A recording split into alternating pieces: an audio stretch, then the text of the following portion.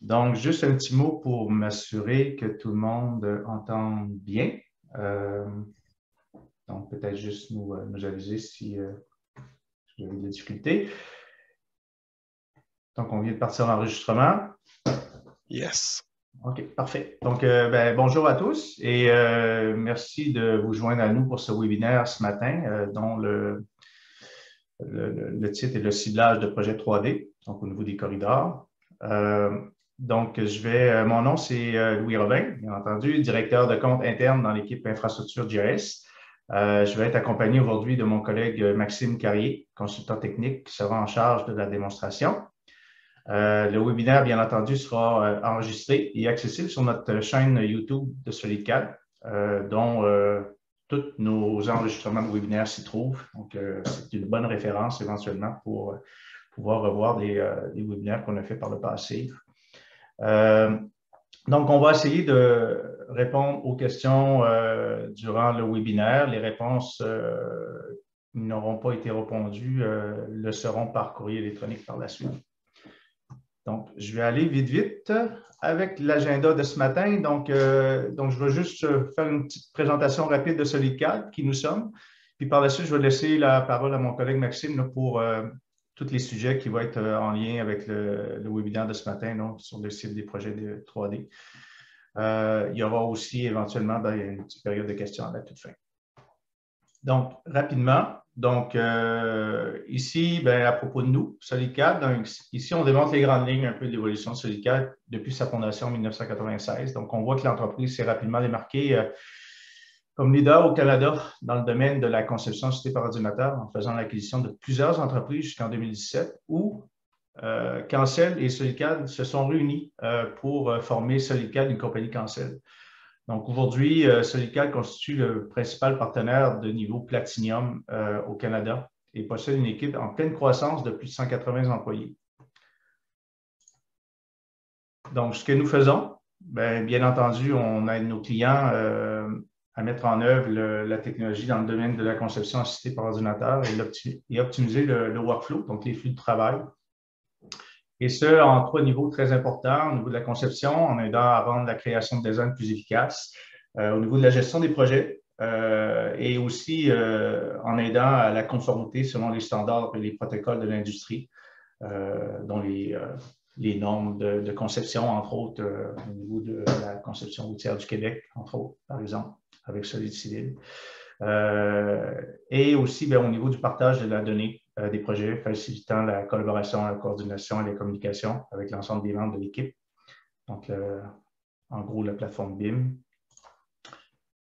Chez SolidCAD, on a 3 grandes équipes, dont spécialisées en charge du secteur notamment de l'architecture, l'ingénierie, la construction, les infrastructures civiles, la fabrication et les médias de divertissement plutôt. Nous sommes un centre aussi de formation agréé Autodesk, employant la plus grande équipe d'experts en technologie de l'industrie au Canada, dont les fuseaux horaires et dans les 2 langues officielles. Donc, ici, on voit qu'on fait partie aussi, en faisant partie de Cancel, bien entendu, on a accès à différents autres partenaires de la compagnie. Ici, on en a nommé 3, donc Efigis au niveau des données géospatiales, Cobalt, Vantage. Et aussi, ici, on voit les différents partenaires qui sont déjà en place. Le but, c'est d'offrir une gamme de produits parmi les plus reconnus sur le marché, notamment, bien entendu, Autodesk, que vous connaissez tous avec les solutions comme AutoCAD, Civil 3D, InfraWorks, Revit, Inventor. Bluebeam, avec la solution Review, qui est une technologie de création, de balisage et collaboration PDF. Et CTC, qu'on va en parler ce matin, d'ailleurs, avec ses packs de productivité pour Revit et Civil 3D. Donc, nos centres de formation, donc on couvre le Canada en entier. Donc, comme je faisais référence tout à l'heure, donc on est un centre de formation agréé Autodesk et on offre donc les formations dans les 2 langues officielles à travers le Canada. Ici, le type de formation, bien entendu, on a les formations publiques et les formations plus ouvertes, grand public, qui peuvent se faire. Actuellement, on est en mode Zoom encore pour l'instant. On commence le présentiel tranquillement. On revient donc à la normale, mais depuis le début depuis plusieurs années, si je peux dire, les formations sont de plus en plus adaptées, personnalisées selon les besoins de nos clients. Donc, ça, c'est très, très, très, très à la mode actuellement. Donc, ça, n'hésitez pas à nous consulter si dans l'éventualité, vous avez des besoins très particuliers au niveau de la formation. Services d'infrastructure civile, donc on est là pour vous accompagner via des services de formation, consultation et support adapté. Nous avons une équipe spécialisée pour la programmation, développement, pour la gestion de vos données, gestion documentaire et pour l'évaluation et l'optimisation de vos processus, les workflows. Nous supportons bien entendu aussi la plateforme BIM au niveau de la collaboration pour le génie civil. Ici, c'est l'équipe. On est plus de 15 représentants maintenant à travers le Canada, donc qui couvrent bien entendu l'Ontario, l'Alberta, Québec et Colombie-Britannique. Donc, et ici, on voit un peu les différents logiciels ou solutions qu'on peut supporter tout au long à travers toute notre équipe. Ici, c'est une liste non exhaustive de nos clients. Donc, comme vous pouvez le voir, notre équipe infrastructure supporte des compagnies privées dans le domaine de l'ingénierie civile, de l'arpentage, des mines et des transports, mais aussi également des sociétés d'État, ministères, provinciaux et fédéraux, ainsi que les municipalités, les villes. L'équipe infrastructure, maintenant, on est de plus en plus nombreux pour le Québec, fait que c'est le fun. On a vous connaissez certainement Martin Côté, Maxime Carrier qui va se trouver à faire la présentation ce matin, Jérôme Lavoie. Et Linda Thibault, directrice de compte, Maxime, directeur des ventes, il y a Zineb aussi, qui est spécialiste au niveau des renouvellements d'abonnement, et moi-même, donc directeur de compte pour le interne chez Solcat. Fait que je suis allé vite, donc je vais laisser la parole à mon donner le contrôle à Maxime. T'es fin. Je vais te bumper. Vos questions, on va tenter de... Tu vois mon écran, Louis? Oui. Beau? Ouais. All right, c'est parti. Bon matin tout le monde, bon matin et bienvenue à notre webinaire sur le ciblage de projets 3D. Donc, très, très, très niche, très spécialisé, mais ça reste quand même un sujet important lorsqu'on fait lorsqu'on travaille avec Civil 3D. Forcément, on va devoir croiser le fer avec des menus de targeting, de corridors, de ciblage projet 3D, peu importe ce qui se passe. Vous allez devoir y faire face à la musique inévitablement. Il y a beaucoup de changements, beaucoup de possibilités, beaucoup d'angles auxquels on va pouvoir travailler les cibles. Puis, évidemment, on va discuter de tous les raccourcis et toutes les bonnes pratiques. Je suis désolé, il va falloir que je ferme Teams. Bientôt, j'ai un petit Anna qui me parle. Je vais faire ça tout de suite, tant qu'à faire, ce sera pas long. Hein, les jouets du live. Et je vais me présenter, puis ensuite, je vais sauter directement dans le vif du sujet. Donc, pour ceux qui ne me connaissent pas encore, je m'appelle Maxime Carrier, je suis chez Solidcat depuis plus de 3 ans. Je travaille comme consultant technique, formateur, support technique, coach en projet. J'ai toutes sortes d'angles dans lesquels je peux contribuer puis aider avec vos quotidiens. Simplement. Puis aujourd'hui, ça va être en termes de formation gratuite en ligne. Le webinaire va couvrir certains aspects. Vous avez peut-être déjà vu le résumé dans un email lié à la présentation, mais je vais quand même me donner la peine de représenter les points qui vont être couverts aujourd'hui. On va explorer le nouveau menu de cible de projet 3D qui est apparu en 2022.1, qui est aussi disponible en 2023. C'est un changement majeur qui risque de vous faire pousser à upgrader votre version de Civil 3D assez vite, merci, si vous faites du corridor. Les changements sont assez radicaux. Je dirais, il y a des clics qui sauvent, pas mal de clics qui sauvent. Beaucoup plus de dynamisme, beaucoup plus agréable. Tous les aspects sont mieux, à mon humble avis. Au fur et à mesure de la présentation, je me suis mis un point pour trucs et astuces de ciblage efficace. Oui, j'ai un moment où je vais peut-être me concentrer davantage sur les trucs et astuces, un petit moment, mais je vais essayer de saupoudrer la présentation naturellement de plein de trucs et astuces au niveau des cibles. autant que possible, sans en faire un point en tant que tel. Je vais aussi vous présenter d'autres menus d'un plugin d'une application tierce de CTC Project Suite. Super, super cool, puis aussi qui vous ouvre la porte à justement de l'assignation automatique de cibles, similaire à ce qu'on va voir avec le nouveau menu de projet 3D de 2022.1, mais plus, avec beaucoup plus d'options, beaucoup plus de liens, beaucoup plus beaucoup plus puissant. Et aussi disponible avant 2022.1. Si, pour une raison que j'ignore, vous êtes encore coincé dans une version antérieure, ça pourrait, pour une demande client ou quoi que ce soit, ça pourrait être pratique. Et dernier point, non le moindre, un gros tease, pas un tease, on va quand même prendre quelques minutes pour le voir, mais une ouverture au scriptage en Dynamo. Je vais faire une petite démonstration de modélisation routière faite entièrement prise avec Dynamo, puis à quel point l'assignation automatique de cibles via Dynamo est efficace. Elle va tout battre, c'est sûr et certain. Il y a un prix derrière tout ça, un prix de temps puis d'énergie, et d'expertise, mais on va voir des très belles choses ce matin pour nous sauver du temps puis être efficace avec nos corridors. Nouveau menu. Premier point, nouveau menu de ciblage 2022.1 et en version 2022.1. Donc, si vous avez 2022, vous n'avez pas fait vos updates, vous avez encore la vieille affaire pour faire vos ciblages de corridors. Quand je dis la vieille affaire, puis je le vois, j'en parle avec un certain dédain, c'est parce que tout est très un à un. Vous êtes déjà familier probablement avec la notion. Lorsqu'on fait des cibles, il n'y a pas de possibilité de faire une assignation en batch de tout ça. C'est un à un objet ou très rarement plusieurs objets sélectionnés en batch. Très, très difficile de faire des associations efficaces. Puis vous devriez tellement écœuré de voir ce menu-là à force d'y aller que c'est rendu une extension. Là. On passe, si on fait un projet 3D moindrement complexe, on risque de passer pas la moitié de notre temps, mais une bonne partie de notre temps à assigner manuellement des éléments à l'intérieur du vieux menu Target Mapping. Eh bien, il y a énormément de choses qui sont automatisées au travers du nouveau menu. On va sauter tout de suite à l'intérieur.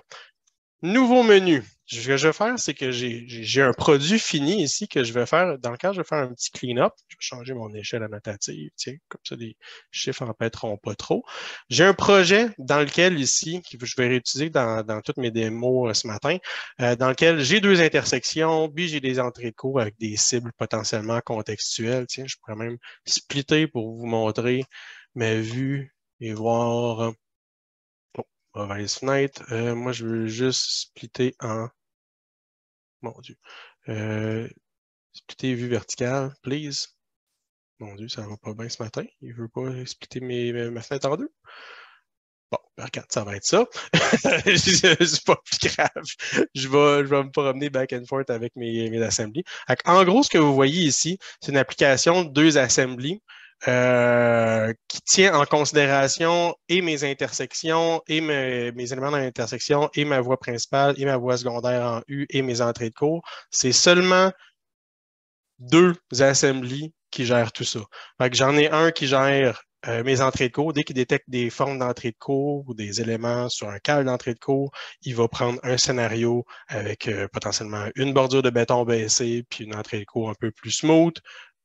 Puis sinon, c'est un trottoir jusqu'à preuve du contraire. Et j'ai un lien similaire pour mes curb return à l'intérieur de mon intersection. Très, très, très similaire, qui est l'équivalent de la moitié de ce que vous voyez ici. Juste là. C'est avec des options, avec des profils types conditionnels horizontaux, ça t'ouvre plein de belles possibilités d'interaction avec des objets super le fun, super agréable. Ça bouge avec tes objets. Formidable. Mais ça demande une certaine logistique, puis ça ajoute beaucoup de tâches au niveau du ciblage. Fait que si vous n'aimez pas ça, les cibles jusqu'à maintenant, peut-être que vous allez vouloir pas trop vous investir à l'intérieur des conditionnels. Mais maintenant, vous n'aurez plus besoin d'en faire le choix parce que ça va être affreusement simple d'aller l'appliquer dans le nouveau menu. Je vais me donner une petite difficulté. Je vais utiliser un outil, je vais tout enlever les cibles de mon corridor, puis je vais aller les installer pour montrer à quel point ça se fait vite avec le nouveau menu. Je vais utiliser un petit outil de CIM Project Suite dont on va faire plus la démo tout à l'heure, qui a un beau petit bouton qui s'appelle Corridor Cleanup, qui va nettoyer en partie ou en entièreté dans mon corridor l'ensemble des cibles qui ont été appliquées. On va le laisser booter, ça va pas très long. Je sélectionne un corridor ou plusieurs corridors. Moi, j'ai tout fait ça dans le même corridor pour l'instant. On me propose quel genre de target tu veux enlever en batch. C'est pas quelque chose que vous allez voir nulle part dans vos outils Civil 3D. Moi, rien ne va plus, je vais dire tout. J'aurais pu y aller par baseline, par région, par type, mais j'ai décidé de faire un clean-up. Super, fantastique, tout est beau, tout est propre, tout est inexact. C'est parti. Moi, je vais prendre mon corridor et je vais aller explorer le nouveau menu de cible. Il va me demander dans quelle région on veut travailler. Moi, écoutez, pour vous montrer à quel point c'est plaisant de naviguer là-dedans, je vais dire tout. On pourrait y aller par région, mais tout, ça va faire le travail. Avec le menu qui vient d'apparaître dans mon autre écran, laissez-moi le resizer un instant. Et voilà. C'est un menu formidable parce qu'il est non modulaire. Il ne t'empêche pas de travailler et de naviguer à l'intérieur de ton interface. Vous allez voir, il y a beaucoup plus d'informations dans ce menu, dans le nouveau menu de ciblage que dans l'ancien menu avant 2022.1. Notamment, à chaque fois que je clique sur quelque chose, un assembly, c'est peut-être les conditionnels, c'est peut-être pas le best, là, mais mettons que je me promène sur mes voies, dès que je les highlight, dès que j'highlight un élément, un élément de profil type à cibler, eh bien, vous allez voir, l'élément s'est highlighté dans votre dessin. À deux endroits, non seulement dans son application dans le corridor, où est-ce qu'on est, mais aussi dans le profil type. C'est pour ça que ça aurait été plaisant d'avoir le split screen. C'est pas grave. Dans tous les cas, vous voyez bien que plus on se promène, plus on l'highlight, plus on est capable de le visualiser assez rapidement où s'applique quoi. À quoi je suis en train de m'attaquer à l'heure actuelle. Puis le fait que je peux interagir encore avec le design, c'est encore mieux. Fait que tous les éléments qui sont là font partie de mon environnement ou sont tous les éléments ciblables à l'intérieur de mon corridor. En fait, partiellement, parce que vous allez voir en haut de catégorie, décalage et altitude pour Offset and Elevation, donc gérer tout ce qui est Offset and Elevation. Puis il y a un onglet spécifique pour toutes les cibles de surface. Fait que, par exemple, ici, j'ai toutes les cibles de surface, fait que c'est tout du Basic Slope, Side Slope, Cut Ditch. Donc, si ça me tente, je pourrais juste dire tout définir à Existing Ground, appliquer. C'est fait, c'est appliqué à la gang. Si jamais je voulais les gérer en partie, j'aurais pu simplement en sélectionner quelques-unes en batch, ce qu'on va faire tout à l'heure, et ensuite aller assigner une autre valeur. Très, très, très, très simple. Il y a plein de petites arcanes que je vais vous montrer dans ce nouveau menu-là qui vont être vraiment pratiques. Si vous n'avez pas peur de la reconstruction automatique, là, cochez reconstruire le projet 3D. Comme ça, live, au fur et à mesure que vous assignez vos éléments, le projet va se reconstruire. Si c'est pas trop lourd, votre environnement, ça peut être vraiment plaisant de garder ça coché. Ça, c'est le genre de fenêtre que vous allez potentiellement aimer avoir dans un deuxième écran tout le temps quand vous allez travailler à l'intérieur de vos corridors. C'est vraiment pratique. Ce qui est intéressant, c'est qu'on peut filtrer aussi les zones. Parce que là, prendre tout le corridor ici avec mes 8 régions, mes 10, 12 régions que j'ai, c'est un peu lourd. Je vois énormément de choses qui se dupliquent. J'aimerais focusser sur certains éléments. Peut-être que ce que j'aimerais, ce serait simplement de filtrer mes lignes de base principales, puis extraire mes intersections. Fait que moi, mes lignes de base, si je m'en vais dans la colonne ligne de base, puis que je clique sur l'entête de ligne de base, ben, il va me permettre d'aller filtrer.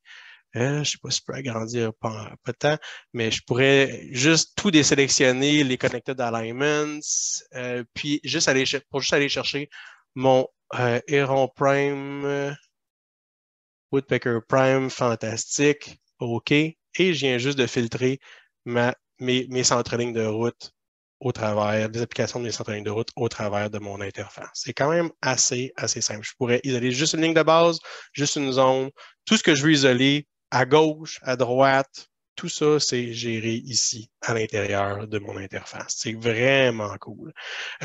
Si je veux accéder si je veux appliquer des cibles, par exemple, j'aimerais aller appliquer en batch sur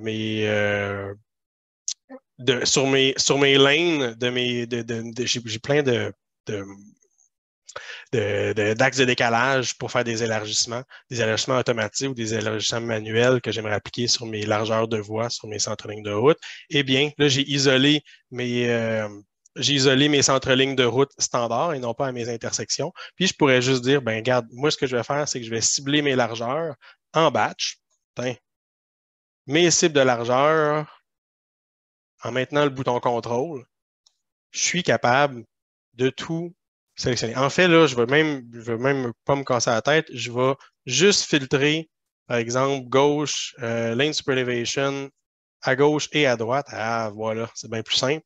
Puis, je pourrais rapidement tout sélectionner en batch en maintenant le bouton contrôle, en sélectionnant toutes mes cibles de largeur, puisque je m'en fous un peu des cibles d'élévation pour l'instant. C'est juste les cibles de largeur qui m'intéressent. La pente, je la maintiens en couronne normale. Et ensuite, à partir de ça, je peux aller, on va demander où sont les applications de cibles. Elles sont en bas. Donc, je peux sélectionner plusieurs éléments en même temps et leur assigner toute la gang à des objets ici. Super pratique. Donc, à gauche, vous allez avoir, pour ce qui est cible de largeur, à gauche, vous allez avoir vos axes. À droite, vous allez avoir, mettons, ça, vos lignes caractéristiques, vos profils, vos figures topographiques, peu importe ce que vous voulez associer. Il va même lister directement les calques dans lesquels les objets ont été détectés. Au besoin, tu peux même assigner un calque au complet, comme on pourrait le faire à l'ancienne, à la différence, on va le voir tout à l'heure, à la différence que il va se rappeler du calque. Puis s'il y a des choses qui bougent sur le calque, donc des objets qui s'ajoutent, il va se mettre à jour, chose qui ne se faisait pas avant. Moi, ce que je vais faire, c'est que je vais simplement aller assigner je vais aller assigner mes axes projetés, juste ici. Je vais aller chercher à gauche, à droite, à gauche, à droite. Tiens. À gauche, à droite, à gauche, à droite, des ronds prime, puis le woodpecker. Puis je vais surtout, bon point en 2023, il n'y a pas ça en 2022.1 à tenir en considération.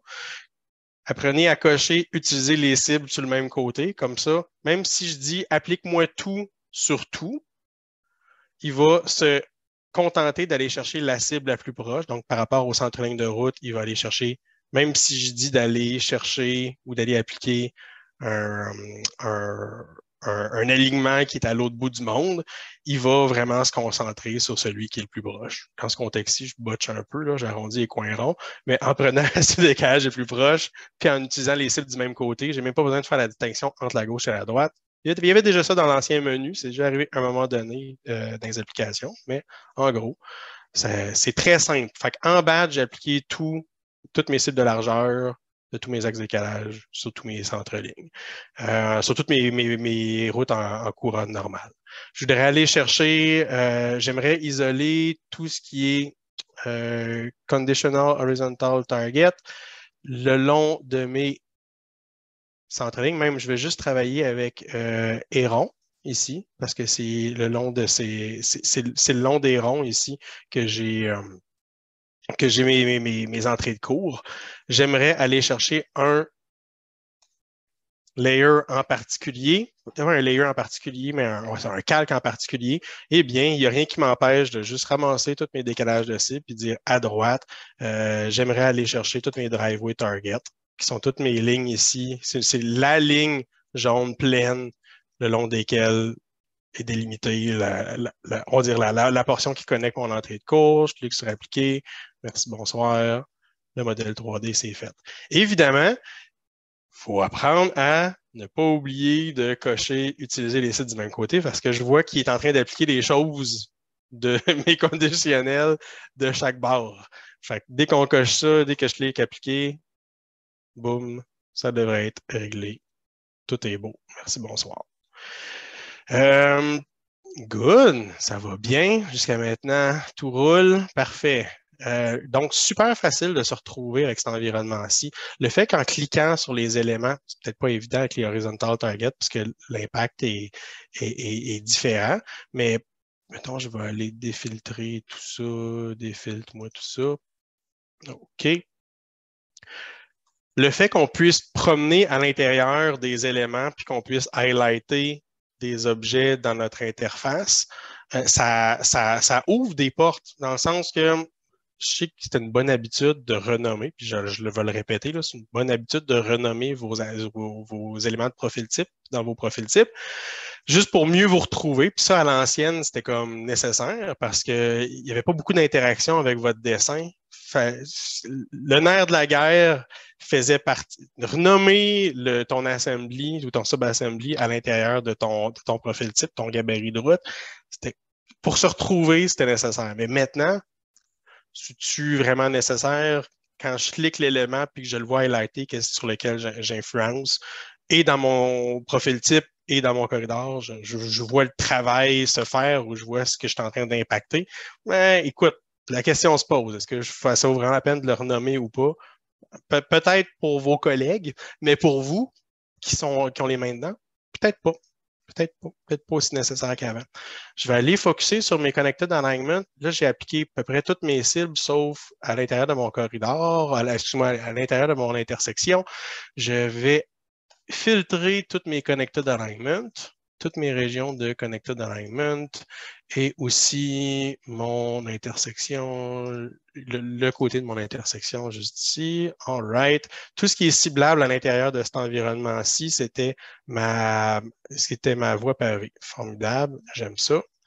Je vais appliquer les cibles à une des régions. Je vais vous montrer une autre stratégie. Au lieu de ramasser tout avec le bouton contrôle, un à un, je vais vous montrer comment copier des cibles, ce qui est super cool aussi, qu'un aspect qu'il n'y avait pas avant.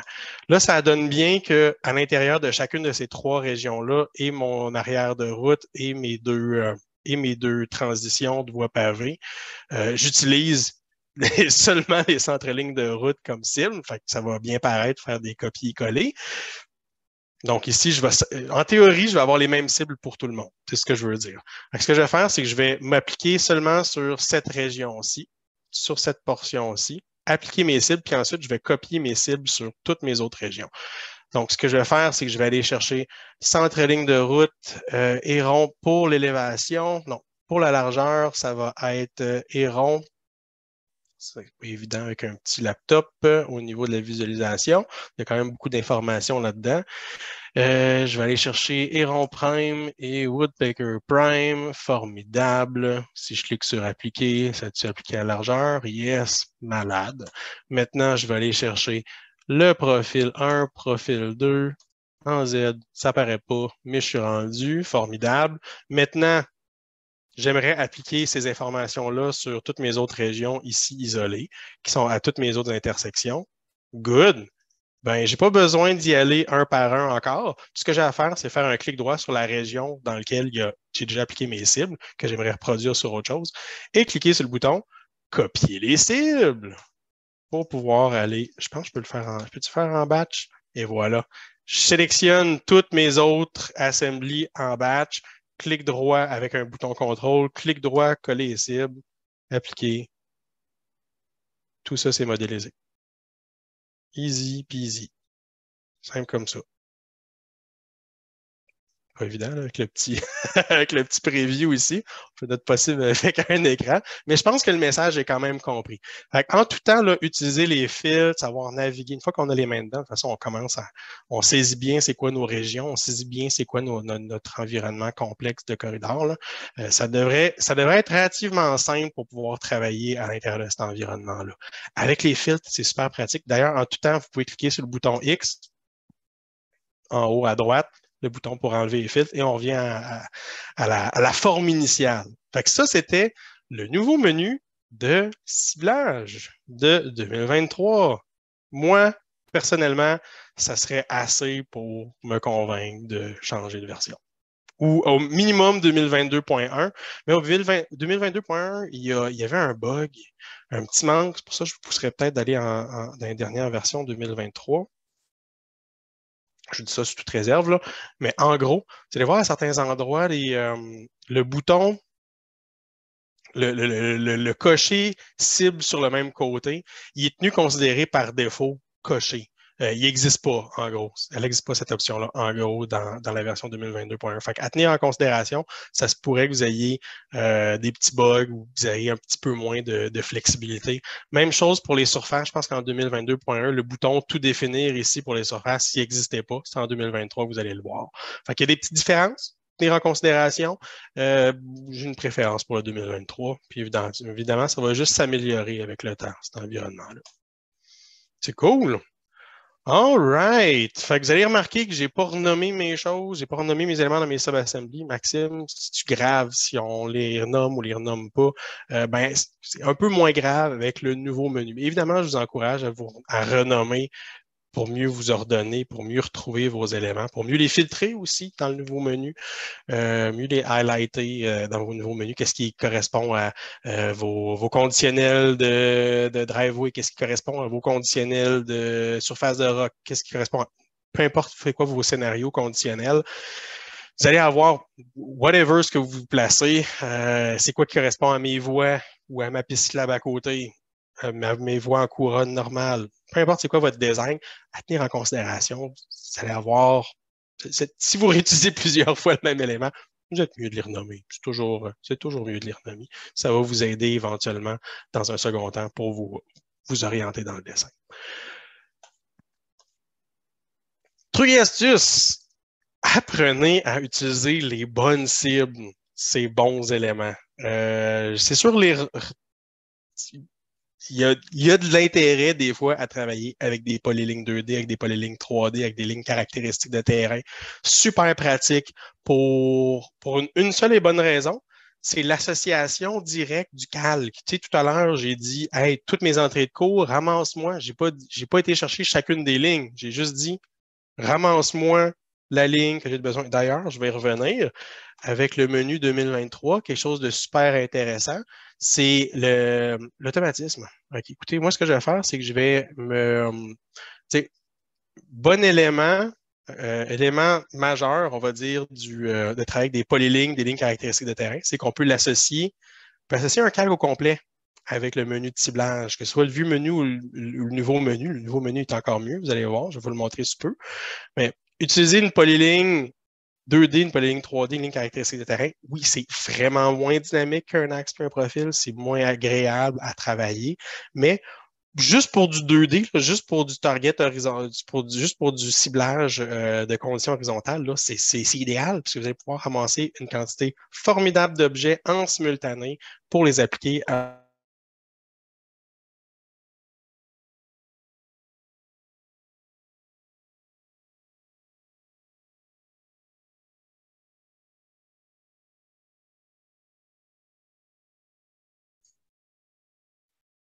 Maxime, est-ce qu'on t'a perdu?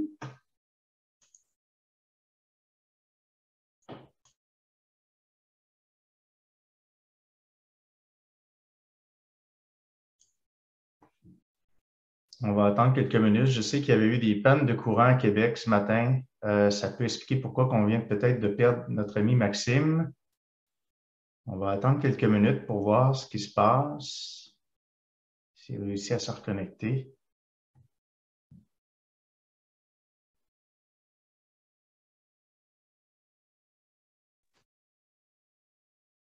One, two, testing, one, two. Est-ce que vous m'avez perdu? Oui, on t'a perdu, Maxime. Je pensais qu'il y avait encore Depuis combien de temps?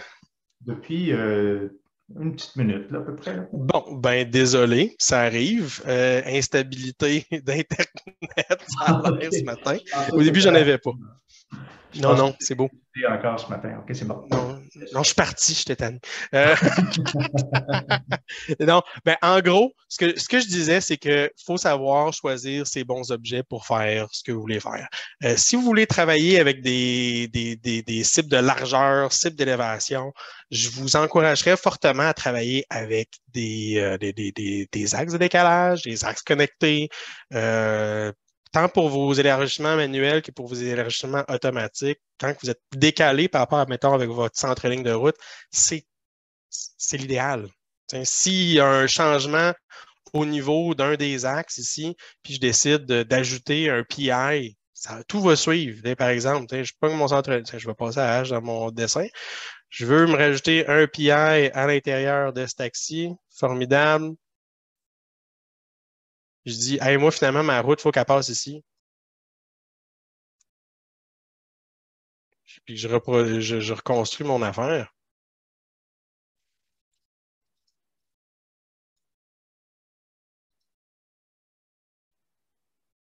Tant qu'il veut, là. Je vais juste reconstruire mon projet. Il n'y en a pas de problème. Là. Avec les outils, avec les objets dynamiques, les offset alignment, les connected alignment, là, tout a suivi. Là. Mes intersections sont encore belles, tout est beau, j'ai quasiment rien à retoucher. Peut-être des petits ajustements au niveau de mes régions d'intersection, mais tout a suivi. Là. Parce que tout ça, c'est relié dynamiquement avec mes centres-lignes de route, avec mes profils verticaux. Tout est propre, tout est sain. C'est idéal. C'est vraiment l'idéal pour la majorité des éléments. Mais par exemple, pour des conditions horizontales, c'est sûr que je vous encourage d'utiliser des polylignes parce que c'est facile de les intégrer dans une palette. Par exemple, ici, je me suis fait un bloc avec tous mes éléments linéaires déjà tenus en considération pour mes driveways. J'aimerais me rajouter un driveway à l'intérieur du virage ici. Je me suis fait un bloc dynamique qui a une grip d'alignement, juste pour vous la montrer. Là. À l'intérieur de ça, j'ai une ligne qui est sur Driveway Target, qui est sur le calque de ciblage, puis 3 autres lignes qui est juste pour potentiellement ma cible d'entrée ou d'arrière de cours, parce que ça a l'air que j'ai mis ça, moi. Une voie pavée, un élément pavé, une slab de pavage vers l'arrière de la cour. Fait que je pourrais simplement aller orienter avec ma grip d'alignement mon bloc, le décomposer ou l'exploser. Okay. Maintenant, j'ai ma ligne ici, formidable. Je m'en vais dans mon menu de cible. Je vais dire tout, tiens. Puis, je devrais avoir dans mon menu de cible des beaux éléments. Est-ce que ça a marché? OK, j'étais en surface pour ça, ça n'aide pas. J'ai eu un nouvel driveway target. Tout à l'heure, il y en avait 12, maintenant, il y en a 13. En théorie, si j'avais une reconstruction automatisée, dès que j'ai le menu de cible, d'association de cible qui est ouvert, lui, il scanne non-stop ton calque auquel tu l'associes. Fait que tout nouvel élément va être appliqué. Pas besoin d'aller le sélectionner, d'aller rechercher le calque comme on faisait à l'ancienne. C'est vraiment ultra dynamique. Fait que, intégrer vos driveways, soit avec vos entrées de cours, vos cibles, soit avec des polylignes, soit intégrés dans des blocs pour juste faciliter l'intégration dans vos standards. Là, c'est une grosse force. C'est juste vraiment moins dynamique si je bouge mon centre-ligne de route. Tout ça, ça n'évolue pas avec moi. Au contraire, des axes décalés puis des axes connectés à tenir en considération. Il y a des plus, puis il y a des moins, dépendamment de ce que vous souhaitez utiliser. Puis évidemment, l'axe et le profil, vous savez, là, il y a bien plus de contrôle, il y a bien plus au niveau de la validation de la qualité visuellement avec des grilles de profil. C'est imbattable. Là. Donc, à tenir en considération. Surtout pour du moyen à long terme, le projet, il ne change jamais en cours de route, mais ça va être pratique d'avoir des objets dynamiques. On va sauter aux outils CTC. Le menu, je vais sauter toute la présentation, je reviendrai avec cette belle petite boîte-là. Le menu, en gros, là, CTC, c'est une extension payante, supplémentaire, qui existe pour Civil 3D, qui existe pour Civil 3D de 2019 à 2023. Ça existe davantage d'avant, mais les objets, les dernières versions du module sont maintenus à l'heure actuelle de 2019 à 2023. On a vu tout à l'heure un petit bouton qui s'appelait Corridor Cleanup, super pratique. Eh bien, là, on va aller explorer Corridor Mapper. Corridor Mapper, ce que lui fait, va exploiter les liens, des liens d'automatisation entre des nomenclatures de noms d'objets, soit de cibles, soit d'une cible par rapport à un layer, soit un cible par rapport à un style ou par rapport à juste un nom d'objet. Je vais tout vous montrer ça. Donc ici, au contraire du nouveau menu de ciblage, ce qui est dommage, c'est qu'il n'y a pas d'interaction. C'est pas un menu qui est non modulaire. Donc, il va falloir me croire qu'à l'aveugle, ça marche. Mais dans tous les cas, au fur et à mesure que je clique Apply, en théorie, il devrait avoir une mise à jour du modèle puis une reconstruction du modèle 3D avec l'application Tib. Fait que si j'aimerais aller, vous allez voir, là, il y a des similarités là, avec le menu 2023. On se demande la poule ou l'œuf, qu'est-ce qui est arrivé avant. Qu'est-ce qui est arrivé avant? Je vous confirme que c'est les outils CTC qui sont arrivés avant. Mais ici, je vais aller me mettre dans la catégorie de surface, je vais puncher toutes mes surfaces en batch, je vais dire applique-moi ça, applique-moi Existing Ground dessus, puis toutes les nouvelles liens, tous les nouveaux liens vers des surfaces vont aller chercher Existing Ground. Why not? Je clique sur appliquer.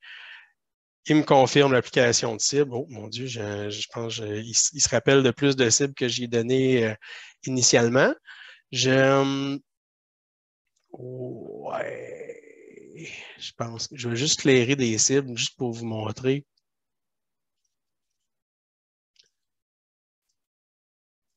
Apply. Je vais faire un petit peu de ménage. Donnez-moi 2 secondes. J'ai clairement trop d'affaires déjà faites dans mon projet que je n'aurais pas dû tenir en considération. Pas grave. En gros, le menu là, a des similarités avec ce qu'on a vu plus tôt. On voit qu'est-ce qui est ciblé sur quoi dans le corridor. On est capable de filtrer par ligne de base. Lui, il nous indique tout. Là. Il ne nous a pas demandé quelle région on veut voir, au contraire de l'autre menu par défaut 2023. Mais on a quand même la possibilité de filtrer par ligne de base ici au besoin. On peut même filtrer par nom. Mettons que moi, je veux commencer de travailler avec mes conditionnels. Ben, il va tout m'highlighter mes conditionnels. Formidable. Qu'est-ce que je vais faire avec ça? On s'en parle plus tard. Il y a plusieurs manières de filtrer, d'highlighter. Si vous connaissez votre produit, si vous connaissez ce avec quoi vous travaillez, très simple de naviguer à l'intérieur de cette interface-ci. Puis, ça, évidemment, en maintenant le bouton Shift ou le bouton Contrôle, on peut appliquer des cibles en batch, chose que vous n'aviez pas avant 2022.1 anyway. Sa qualité, c'est que tu peux associer en batch des objets. Là, on l'a vu pour les surfaces, là, tout est beau, tout est propre dans le meilleur des mondes. Mais admettons, ce que je vais faire, c'est juste aller éclairer toutes mes cibles ici. Yes. Yes. Mes cibles en layer, puis aussi mes cibles en nom. Why not? Bon, là, je devrais avoir quelque chose de propre. Formidable. Il n'y a pas de bouton Clear All. Fait que le bouton magique Corridor Cleanup peut être pratique. il se complète bien avec ça. Je vais juste faire un 2, 3. Je vais juste faire du ménage puisque je veux vous montrer comment appliquer toutes ces belles cibles-là. J'en avais-tu un autre? Non, tout est beau. Picker Return est appliqué sur mon layer. Parfait. Formidable. Donc, j'aimerais appliquer en batch des éléments. Ce qui est cool, c'est qu'au contraire du corridor du menu de ciblage de projet 3D, tu peux appliquer un lien de layer non seulement sur des polylignes, des feature lines, des éléments 3D, mais aussi sur des profils. Fait qu'il fait des associations. Si vous avez tous vos alignements à gauche de toutes vos routes, sont disponibles sur un layer en particulier, tous vos élargissements, eh bien, c'est super simple d'aller cocher l'élargissement, le calque ou tous les alignements d'élargissement gauche, ou tous les alignements d'élargissement, tous les élargissements droits se retrouvent. C'est super simple d'aller faire des associations. Tu vas pouvoir aussi associer non seulement des layers en batch, mais aussi des styles. Et éventuellement, tu vas pouvoir même highlighter avec des noms d'objets. Je vais vous faire quelques petites démonstrations. Fait que pour surface, c'était pas plus simple, c'était pas plus compliqué que ça. On ramassait tout ça en batch. J'applique mon élément. Merci, bonsoir, c'est fait. Maintenant, j'aimerais aller highlighter toutes mes largeurs de route. Fait que quit offset de ma ligne de base principale, de ma ligne de base secondaire. Fait que je vois ici que celui qui utilise mon assembly, Basic Assembly, pour ma route, sûrement, il y en a une qui est Héron Prime, puis l'autre qui est mon autre baseline. tout ce qui n'est pas curb return, je considère que c'était mes routes de centre-ligne de route. Fait que je pourrais facilement aller dire, écoute, prends-moi ça, puis viens, ou même je pourrais dire, ramasse-moi juste Héron Prime, why not? Ramasse-moi tous les liens ici, puis associe-moi tous les... associe-moi au niveau de mes largeurs de route tous les alignements dont le nom commence par left ou right. Why not? Je vais aller chercher ça. Si je commence par tirer left avec un fil de nom, eh bien, j'ai réussi à highlighter tous mes left. Formidable. Super simple. Je viens d'ajouter un lien. C'est associé. J'aimerais maintenant gérer à la place. Je vais aller appliquer. Ce que je vais faire, c'est que je vais aller chercher toutes mes curb return, puis je vais aller faire toutes mes intersections. Simple. Je vais aller enlever mes filtres. Je vais aller chercher toutes mes curb return ici. On se rappelle que mes curb return pour mes intersections, c'était entièrement basé sur mon centre-ligne de route, mes centres-lignes de route ou mes routes qui s'appelaient Prime. Fait que je pourrais aller chercher toute cible qui commence, qui a à quelque part a Prime dedans. Là, la nomenclature des noms, ça peut être pratique. Qui finit par Prime. Hey, formidable. Tiens, je vais l'appliquer ici. Si je fais appliquer, OK.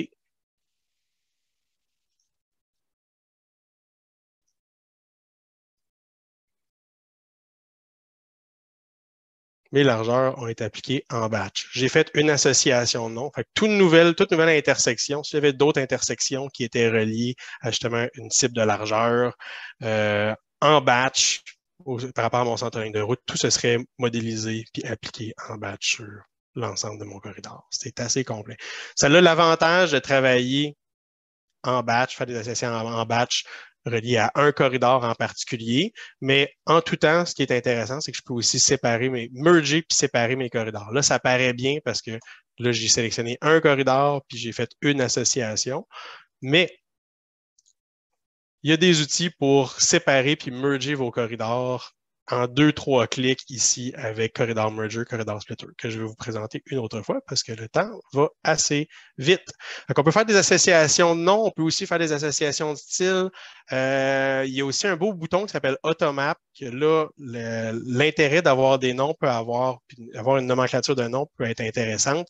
Le bouton Automap, lui, ce qu'il fait, c'est qu'il regarde les assemblies, puis il essaie de mixer les styles ou les layers. Dès qu'il y a le même nom à l'intérieur, il va être capable d'associer automatiquement certains éléments. Fait que si jamais vous avez déjà vos assemblies qui ont été mémorisés dans un tool palette peut-être, qui ont vraiment des noms qui sont super bien alignés avec des noms de style ou avec des noms de layer qui vont être réutilisés, ben, c'est super simple d'aller associer une cible avec un assembly. Je m'explique. Fait que là, ici, moi, toutes mes conditional horizontal target, en théorie, devraient être reliés au layer driveway location. Il n'y a rien qui m'empêcherait de les renommer ici. Il y a un beau bouton qui existe là, d'ailleurs. Là. Je vais aller le régler ici. Là.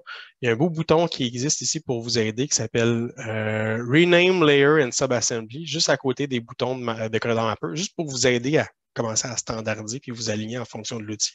Si je clique sur Rename Layer and Subassembly, je vais aller renommer toutes mes conditionnels pour mes détections de driveway. Why not? Puis, je vais les renommer avec le layer qui s'appelle Driveway Location.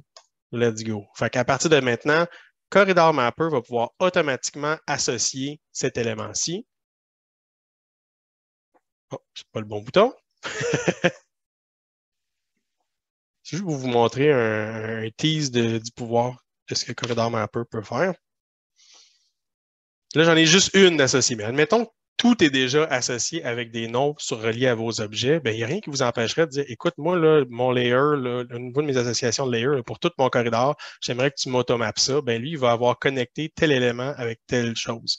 Ou mettons que je sélectionne tout, puis je clique automap, ça aide. Il va avoir associé tout élément sur le calque driveway location, mais pas les lignes d'entrée de cours, avec mon driveway. Super simple. Puis ce qui est cool, c'est que le lien, là, il est semi-dynamique. Donc, il se rappelle des liens de nom. Tous les liens logiques que vous allez créer avec Corridor Mapper, il va s'en rappeler. Par exemple, si je pognais ma ligne d'entrée de cours, je m'en faisais une copie. Je faisais une copie à 2-3 places. Right? Eh bien, avec ces nouveaux objets, j'ai juste besoin de cliquer sur Setup Target.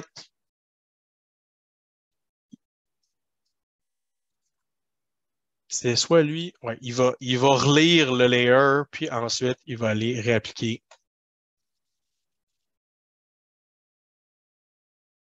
les nouvelles cibles aux bons endroits. C'est quand même assez cool. Fait qu'il y a un lien logique qui se fait. Je pense qu'il y avait même un bouton qui était Update ou quelque chose comme ça. Je pense que c'est Automap Target Layer. Ça se peut-tu?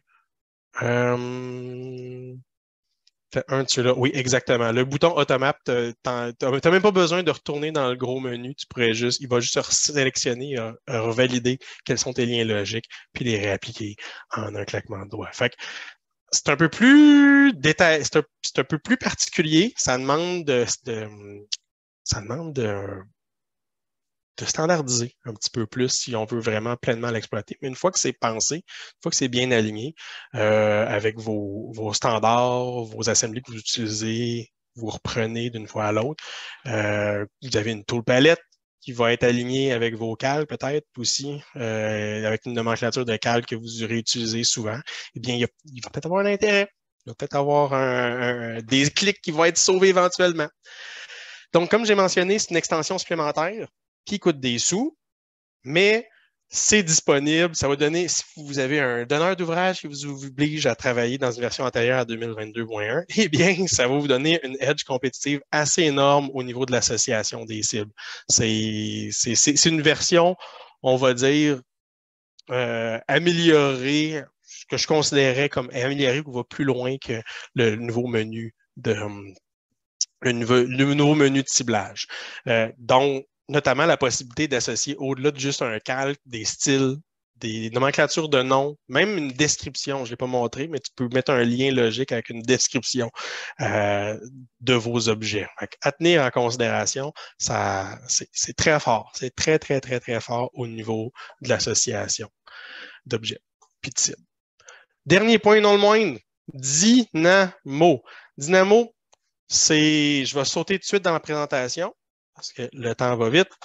C'est un petit vidéo que j'ai enregistré que j'ai speed up.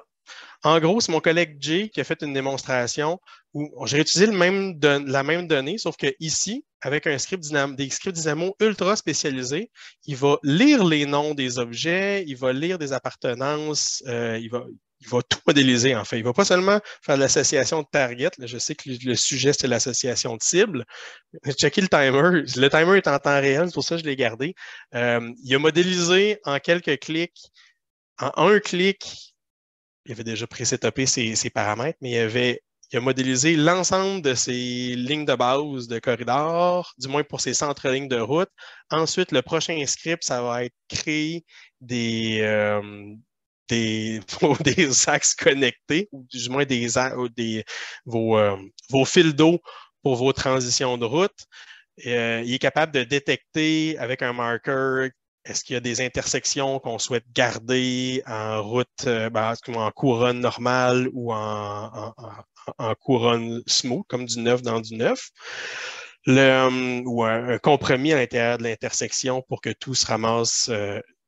Compromis de pavé se fait dans le centre au lieu d'être sur la pavée d'une voie principale. En gros, là, très rapidement, Jay vous montre qu'il est capable de modéliser avec des scripts hautement personnalisés qu'on a montés à l'interne chez SolidCAD, qu'on pourrait éventuellement discuter, à vous partager ou à vous montrer comment les monter. On est capable de faire la modélisation d'un quartier au complet en une affaire de clics. C'est vraiment, ça demande une certaine énergie et une certaine compréhension, mais les interfaces pour l'utilisateur peuvent être vraiment simplifiées. Puis je vous montre le Dynamo Player que vous voyez ici, c'est juste pour lancer les scripts, mais il y a un menu d'entrée, savoir qu'est-ce que vous souhaitez utiliser pour telle région, tel axe. tel élément avec tel nom, il va utiliser tel assembly dans sa modélisation routière. Why not? J'aimerais aussi créer toutes mes entrées de cours à l'intérieur de mon corridor, basé selon des points associés, soit des relevés ou soit ici, c'était des vertex de polylignes qui étaient de part et d'autre de chacune de mes routes. Fait qu'il gardait les vertex, il allait appliquer automatiquement des lignes de construction pour les entrées de cours. Formidable. Il va même pousser l'audace un peu plus loin. Tant qu'à avoir réussi à faire en dedans de 3 secondes et quart 7, 8, 10 intersections, pourquoi pas traiter l'ensemble de vos driveways, de vos entrées de cours, comme des intersections hantées. Il n'y a plus de limite là, au niveau de l'optimisation du temps. Évidemment, si vous traitez vos entrées de cours comme des intersections, ça va être tellement plus précis, tellement plus efficace, tellement plus smooth, tellement plus dynamique. Et ce genre d'outils d'automatisation-là vous permettrait ce genre de choses. Non seulement l'automatisation du placement, mais aussi la création de ces objets, l'association des cibles automatisées, la création et l'association de cibles, créer votre corridor, associer des targets en même temps.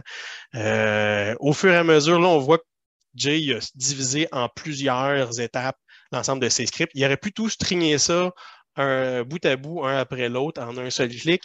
Mais ça lui donne le choix, en séparant ses scripts, de pouvoir faire des ajustements, faire des validations visuelles, faire un contrôle qualité. Parce que qui dit automatisation, dit on ne laisse pas grand-chose est-ce qu'on laisse de la place à l'utilisateur pour faire des validations, faire de la personnalisation, faire des ajustements, des corrections?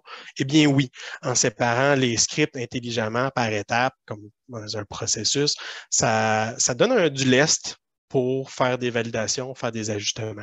Puis automatiquement, lui, ce qu'il est en train de faire, je ne vous ferai pas un rundown de chacun des scripts, mais en gros, il a placé des blocs de polylignes 2D à grandeur des positionnements stratégiques de driveway d'un nouveau développement résidentiel.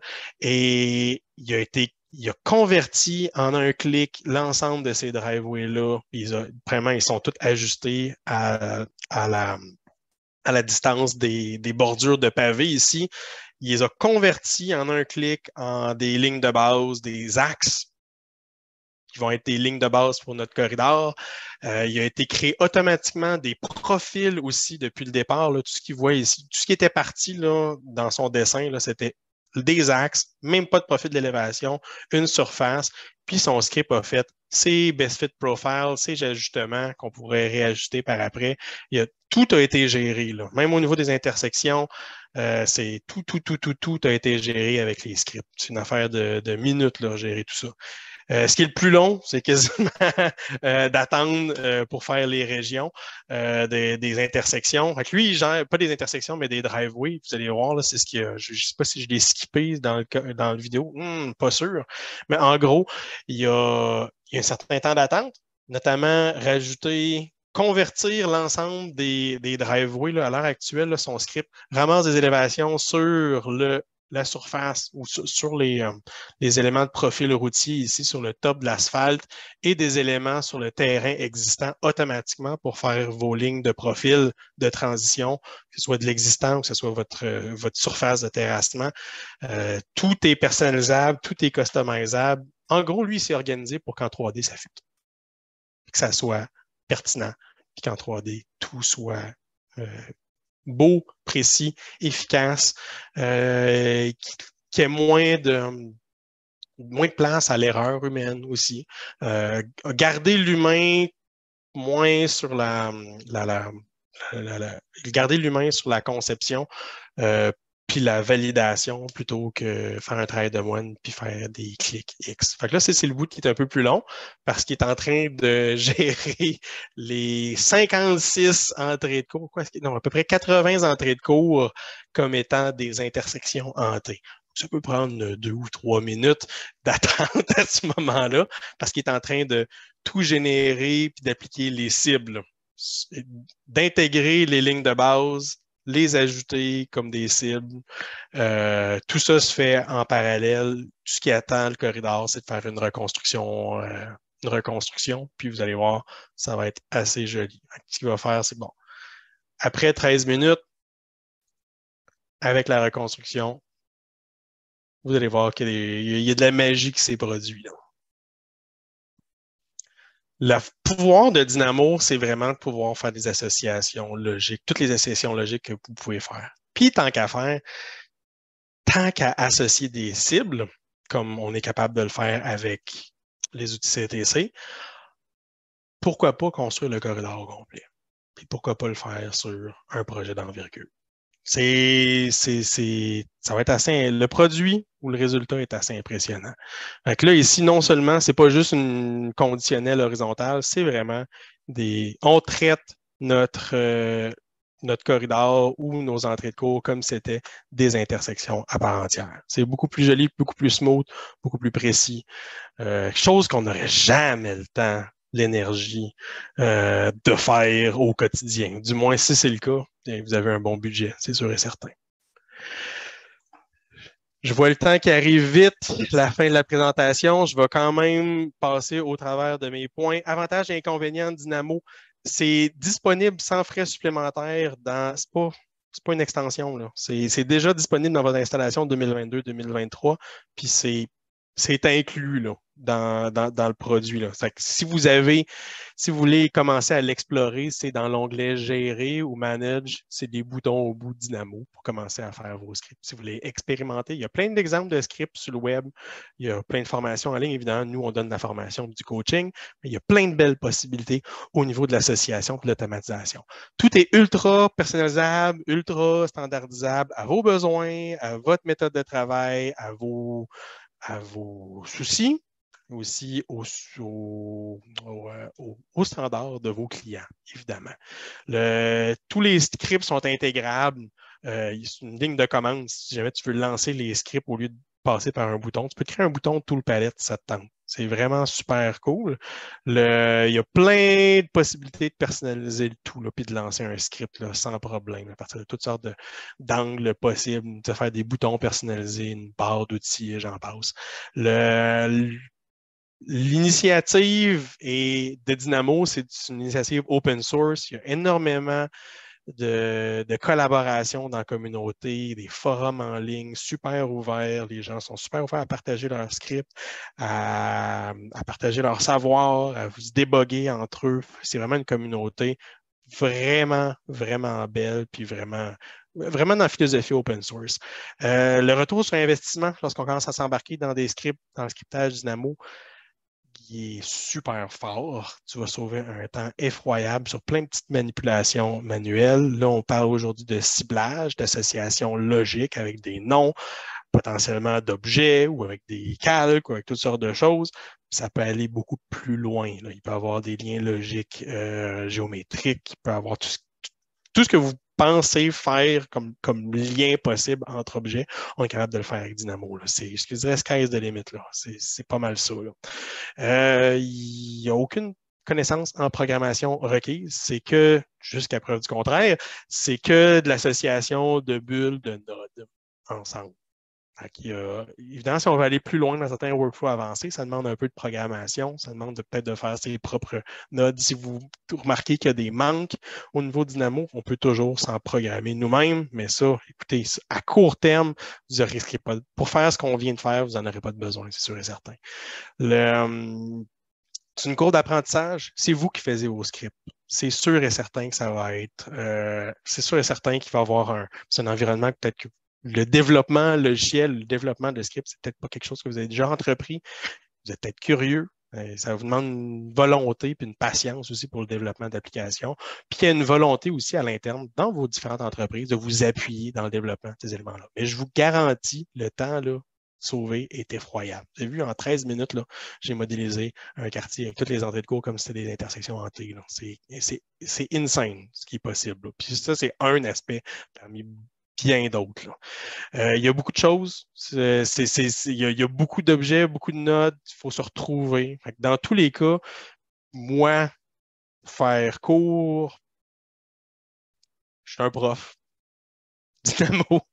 Donc, puis on a plusieurs autres profs Dynamo à l'interne pour les applications dans Civil 3D. On a des exemples, on peut faire des démos sur ce qui est possible d'être fait, on peut faire des consultations, on peut même faire les scripts avec vous autant que pour vous, si jamais vous avez besoin d'aide, vous avez des idées. On est là pour vous orienter dans vos besoins. Donc, c'est tout. Ça clôt la présentation sur le ciblage de Corridor. Il y a beaucoup de possibilités qui s'offrent à vous, tant dans la version, on va dire, vanilla, out of the box de Civil 3D, que des options d'application tierces, si vous ne voulez pas développer des scripts Dynamo, et des scripts Dynamo pour pouvoir vraiment là, ultra optimiser votre méthode de travail. Est-ce qu'il y a des questions? J'en ai pas vu, Maxime, encore. Bon. Et de toute manière, s'il y a des questions qui vous reviennent par la suite, n'hésitez pas à communiquer avec Maxime par courrier électronique et ainsi de suite. Ça va se faire un plaisir de vous répondre. Absolument, absolument. Donc, n'hésitez pas à nous contacter, me contacter ou nous contacter à notre ligne générique de support technique. On va pouvoir vous orienter vers les bonnes ressources au bon moment. C'est bon. Bon, ben, je vous remercie beaucoup d'avoir participé au webinaire de ce matin. On se dit à la prochaine fois. Au plaisir. Bye.